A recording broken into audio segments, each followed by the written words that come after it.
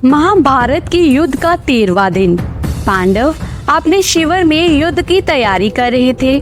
जल्द ही उन्होंने देखा कि कौरवों की तरफ मैदान में लाखों सैनिक अलग अलग अस्त्रों और शस्त्रों के साथ एक भूल भुलैया जैसी बना रहे थे। एक ऐसी रचना जिसे बचकर निकल पाना लगभग असंभव था। पांडवों के सामने एक कठिन चुनौती थी। उनके चेहरे पर डर छा गया और तभी एक 16 साल का बालक उनके सामने आकर खड़ा हो गया और कहने लगा कि इस व्यूह को मैं तोड़ूंगा। वह आगे बढ़ा और उस भूल भुलैया जैसे आकार में अंदर घुसता चला गया, लेकिन इसे तोड़ना इतना आसान नहीं था। ये कोई साधारण व्यूह नहीं था, बल्कि गुरु द्रोणाचार्य की सोची समझी नीति से बना चक्रव्यूह था। एक ऐसा षड्यंत्र जिसमें जल्द ही पूरी पांडव सेना सिमटने वाली थी। एक ऐसा व्यूह जिसे आज भी युद्ध नीति में सबसे ज्यादा खतरनाक माना जाता है। नमस्कार, स्वागत है आपका एक बार फिर संपूर्ण ज्ञान की राह धार्मिक राह में।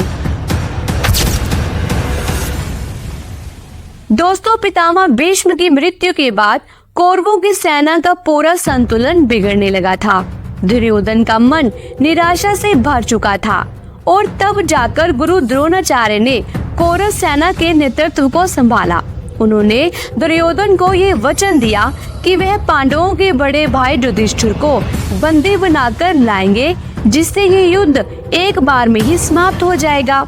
अगले 2 दिनों तक द्रोणाचार्य ने कई चालें चली, लेकिन हर बार उनकी कोशिशों को अर्जुन ने आसानी से रोक दिया। गुरु द्रोण जान चुके थे कि अर्जुन के होते वह युधिष्ठिर को कभी नहीं मार पाएंगे और इसलिए उन्होंने षड्यंत्र रचा। अर्जुन और उनके साथी श्री कृष्ण देव युद्ध भूमि से दूर चले गए। इसके बाद उन्होंने अपना अगला पासा फेंका। उनके आदेश पर युद्ध के मैदान में सैनिकों ने एक गोले का आकार लेना शुरू किया।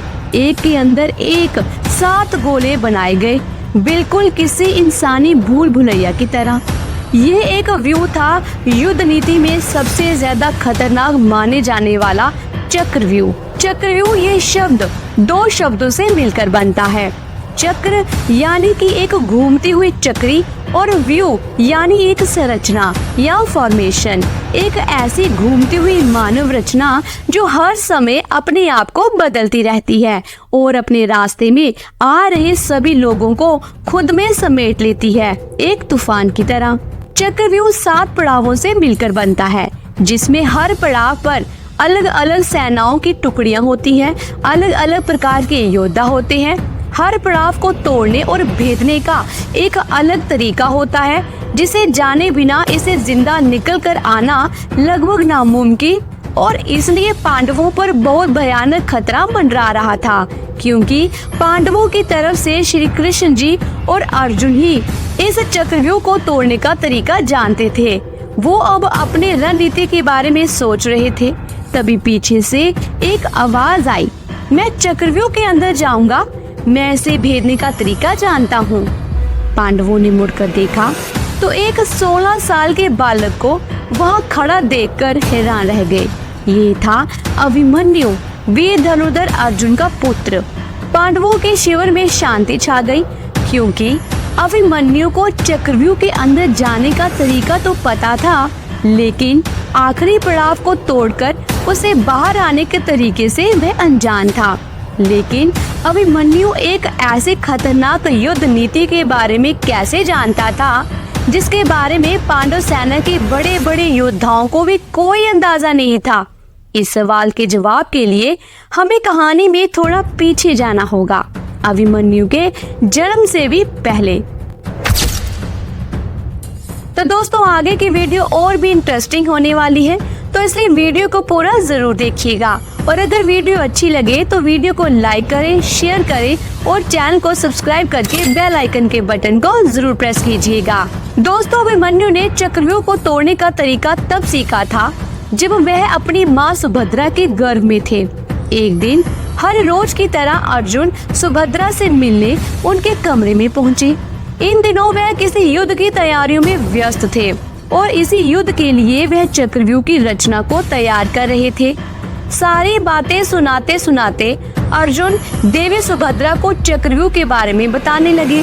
अर्जुन ने चक्रव्यूह के हर एक पड़ाव को एक एक करके समझाया और साथ ही हर पड़ाव को तोड़ने का तरीका भी बताया। लेकिन जब वे अंतिम पड़ाव पर पहुँचे तो उन्होंने देखा कि देवी सुभद्रा गहरी नींद में सो चुकी थी। अर्जुन थोड़े निराश हुए कि वह बिना कारण ही इतनी बातें सुना रहे थे। न जाने सुभद्रा कब से सोई होगी। ये सोचकर वे वहाँ से चले गए। लेकिन वे ये नहीं जानते थे कि देवी सुभद्रा के सो जाने के बाद भी उनके गर्भ में पल रहे अभिमन्यु ने अर्जुन की ये सारी बातें सुन ली थी। और यही कारण था कि अभिमन्यु को चक्रव्यूह के 7 में से केवल 6 पड़ाव तोड़ने का ज्ञान था। अब क्योंकि अभिमन्यु चक्रव्यूह में जा सकते थे पर उसमें से निकल नहीं सकते थे, तो उसमें अकेले प्रवेश करना उनके लिए खतरनाक हो सकता था। इसलिए फिर यह तय हुआ कि अभिमन्यु के साथ साथ सभी पांडव और दूसरे योद्धा भी चक्रव्यूह में घुसेंगे ताकि अभिमन्यु पर कोई खतरा न आए। लेकिन यह योजना नाकाम होने लगी।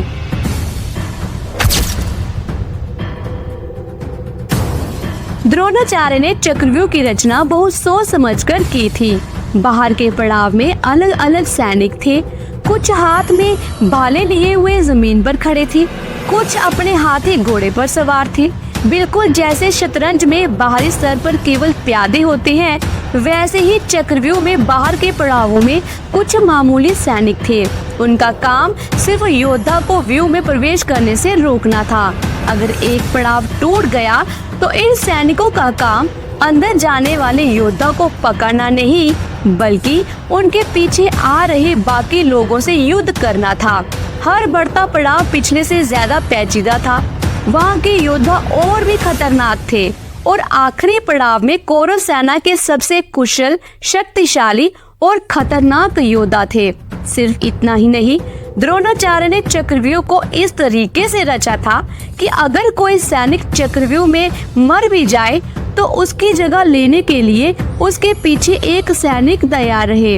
इस सारी योजना से बना ये चक्रव्यूह पांडव सेना को निगलने के लिए पूरी तरह से तैयार था। पांडवों की योजना बिल्कुल सही लग रही थी। अभिमन्यु के साथ एक पूरी टुकड़ी चक्रव्यूह में जाने को तैयार थी, लेकिन कौरवों के इरादे कुछ और ही थे। चक्रव्यूह के पहले पड़ाव पर पांडवों का सामना हुआ जयद्रथ से। जयद्रथ एक बहुत ही खतरनाक योद्धा जिसे अनेकों अस्त्र शस्त्र और वरदान प्राप्त थे। अभिमन्यु पहले पड़ाव को तोड़कर चक्र के अंदर घुस गए, लेकिन पांडव सेना जो कि भीम के नेतृत्व में आगे बढ़ रही थी, उन्हें जयद्रथ ने अंदर घुसने का कोई रास्ता नहीं दिया। चक्रव्यूह में सैनिकों का स्थान लगातार बदल रहा था। हर तरफ तलवार की आवाज गूंज रही थी तो कहीं आसमान से तीरों की बारिश हो रही थी। चारों ओर खून की नदियां बह रही थी।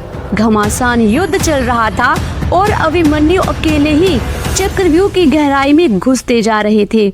जैसे जैसे पड़ाव बढ़ रहे थे, उनमें सैनिकों की संख्या भी बढ़ती जा रही थी और साथ ही अभिमन्यु की मुश्किलें भी। छठे पड़ाव को पार करने के बाद अब अभिमन्यु सबसे कठिन पड़ाव पर पहुंच चुके थे, जहां कौरवों की बहुत बड़ी टुकड़ी उनका इंतजार कर रही थी। लेकिन अभिमन्यु भी कम नहीं थे। इस पड़ाव में घुसते ही उन्होंने कई महान योद्धाओं को पराजित कर धूल में मिला दिया।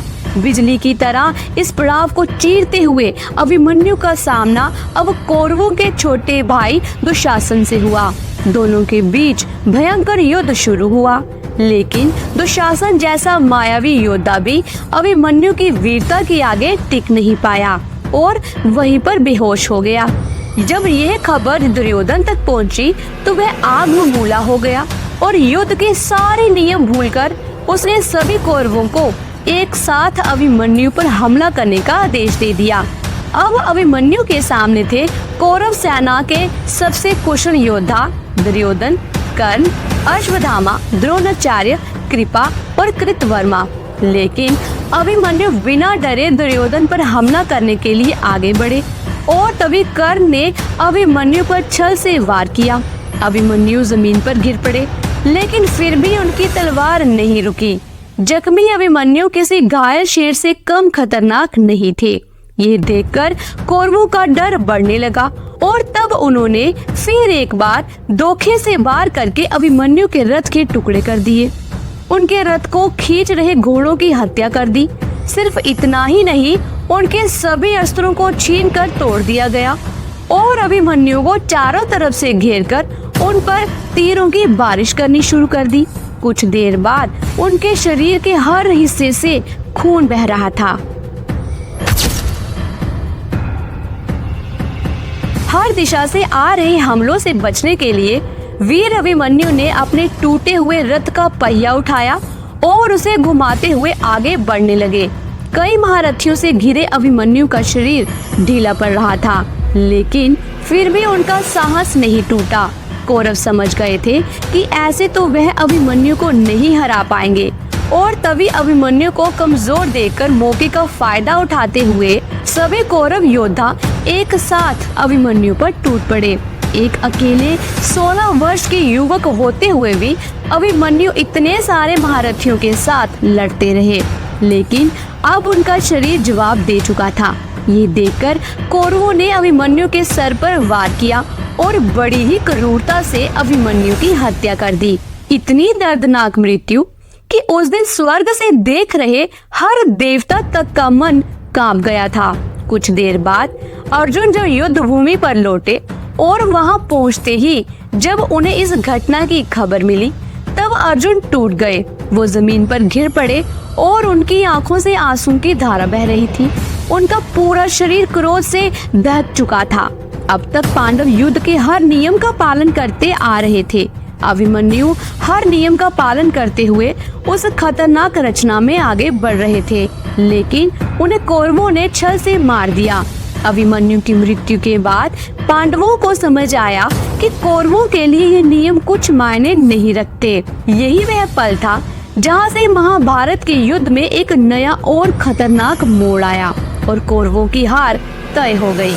महाभारत का युद्ध भारत के इतिहास का सबसे महत्वपूर्ण युद्ध है, जिसमें लाखों लोगों की मृत्यु हुई। यह युद्ध 18 दिनों तक चलता रहा, लेकिन सभी दिनों में अभिमन्यु की मृत्यु का यह दिन इस युद्ध का सबसे काला दिन था।